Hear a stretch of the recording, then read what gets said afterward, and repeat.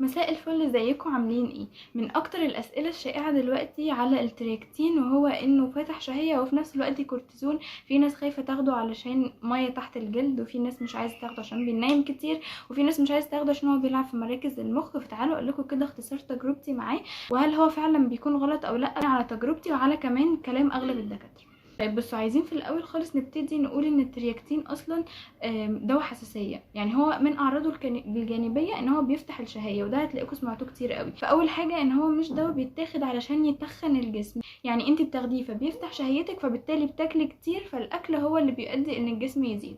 طيب ليه طالع عنه ان هو كورتيزون؟ هو مبدئيا يا جماعه مش كورتيزون خالص، يعني هو ما فيهوش نسبه كورتيزون. اللي خلى الحاجه دي تطلع اكيد مش ناس يعني عايزه تدمر مبيعات الترياكتين. هي الفكره كلها ان كان في تركيبات كانت بتتعمل، كان دواء شرب بيتحط معاه ترياكتين، وكمان بيتحط معاه دواء للكورتيزون كان اسمه ديكساسون تقريبا او اي حاجه من مشتقاته.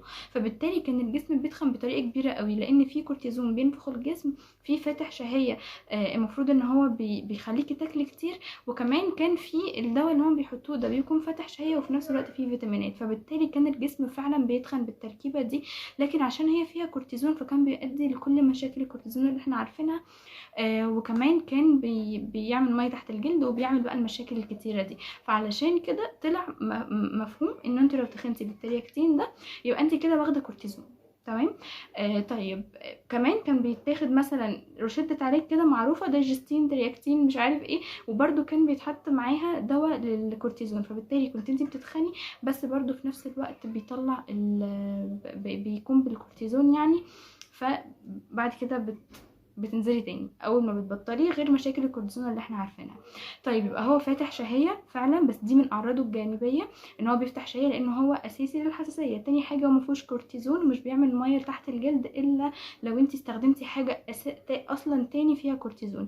من اعراضه الجانبيه كمان هو بينيم جدا جدا جدا، يعني انت لو اخدتيه ممكن اول يوم ما تحسيش، بس تاني يوم تالت يوم جماعه ممكن تفضلوا نايمين اليوم كله. انتوا ممكن 24 ساعه نايمين حرفيا، مش بأفور. ممكن تقومي تاكلي عشان انتي صحيتي عشان انتي جعانه، وبعد كده هتنامي تاني.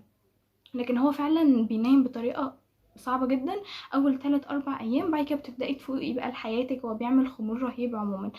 بس بعد كده بتبداي بقى ان انت تتعاملي عادي، يعني جسمك بقى بياخد عليه والحاجات دي.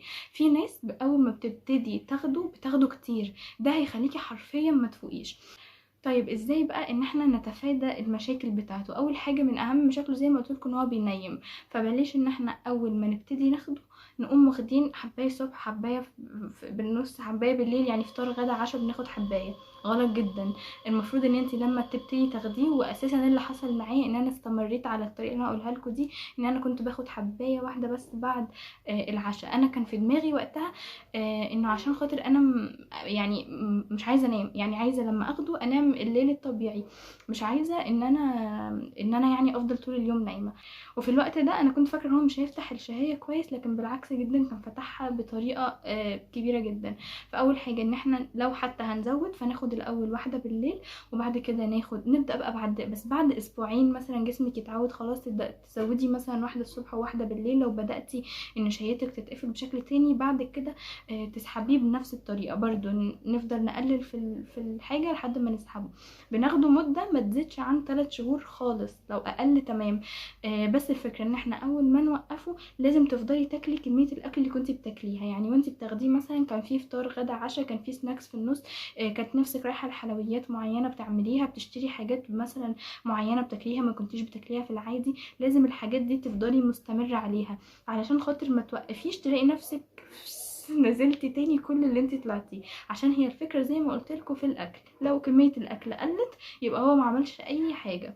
فلازم تنتبهي قوي انت كنتي بتاكلي ايه وتفضلي ماشيه عليه. ممكن نقلل حاجه بسيطه لان احنا خلاص عايزين نثبت مش عايزين نزيد، بس ما نقللش زي ما كنا قبل كده بناكل، يعني تاكلي مثلا مره في اليوم، مرتين في اليوم، الحاجات دي. طيب ده بالنسبة اللي هناخده ازاي وعلشان نتفادى مشكلة النوم، وبرضه عشان نتفادى ان احنا ننزل بسرعة بعد ما نوقفه. في حاجات بقى لازم هناخدها معاه زي الدايجستين، ده برضه فاتح شهية وفي نفس الوقت مهضم. الاكل كميته اللي انت تاخديها بتكون كتيرة على المعدة، وهي مش متعودة على كده. اغلب الناس اللي بيكون عندها نحافة بيكون عندها عسر هضم، وعسر هضم بسبب بقى مشاكل كتير او بسبب عادات غلط في الاكل كتير. فالدايجستين من احسن الحاجات اللي بتعمل اللي هي بتساعد على عسر قصر الهضم.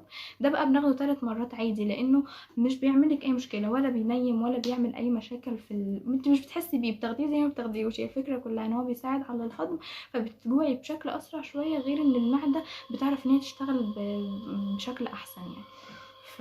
فهو الدايجستين لازم بناخده معاه 3 مرات.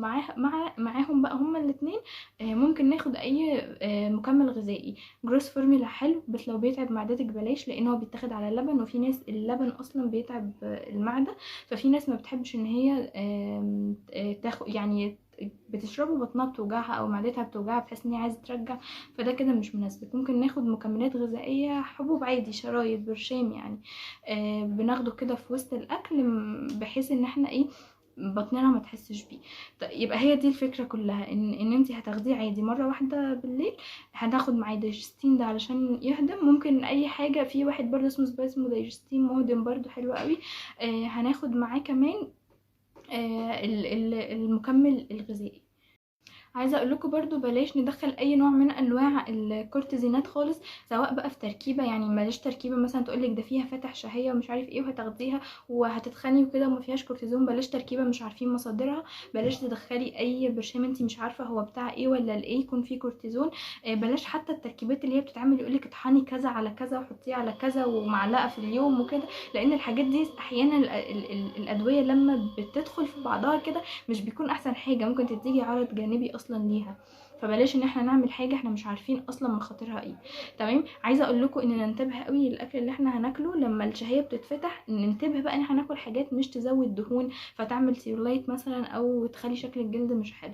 هناكل حاجات صحيه شويه، مش نجري بقى على هناكل اللي مش صحي، وده اكيد انا عارفه، بس نحاول نخلي شويه احنا رايحين اتجاه الحاجات ايه الصحيه. بطاطس بقى كتير كتير كتير، مش لازم مقليه. البطاطس اللي هي المهروسه بيكون عليها جبن وحاجات من دي سعراتها حراريه عاليه جدا. دخلوا حاجات سعراتها عاليه.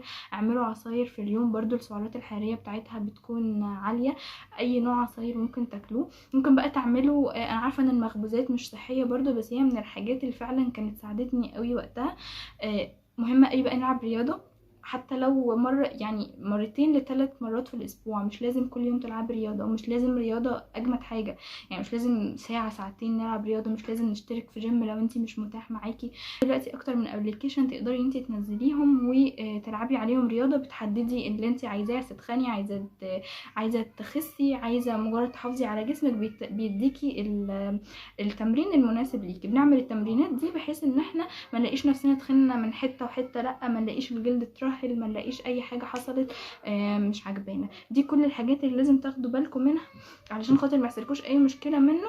لو انتوا حسيتوا بصداع، حسيتوا بترجيع بعد ما اخدتوه، حسيتوا باي اعراض جانبيه غير اللي انا قلتها، الافضل ما تاخدوهوش. كده يكون خلص فيديو النهارده. هستناكم في الفيديو الجاي.